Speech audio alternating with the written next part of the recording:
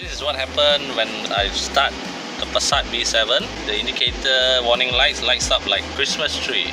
It looks like it's a very scary thing, but usually it's just a faulty speed sensor where you can just change it with a new one. So hopefully this time is also the same problem. It's just a speed sensor and nothing big, no big issue. But by the look at it, it's pretty scary because of all the lights lighting up and all the warning signs coming out.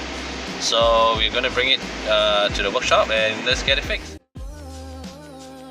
So this is what we have changed. It's called the ABS speed sensor. After we have changed this part, no more Christmas tree lighting and all good now. This actually costs about 60 to 80 or 90 ringgit depending on the front or the back.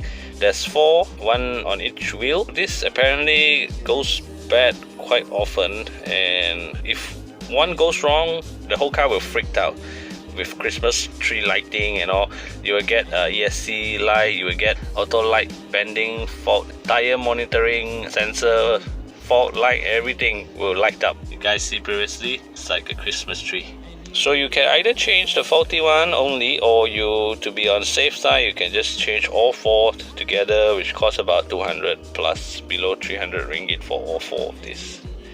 So there you go guys. If your Volkswagen Passat B7 lights up like a Christmas tree, no panic, just get it diagnosed, and most probably it's this little bugger that is causing the fault. But it's better not to jump the gun and assume that the problem is caused by this little thing, but get it diagnosed, and most probably it's this thing, this culprit here. Okay guys, thank you for watching.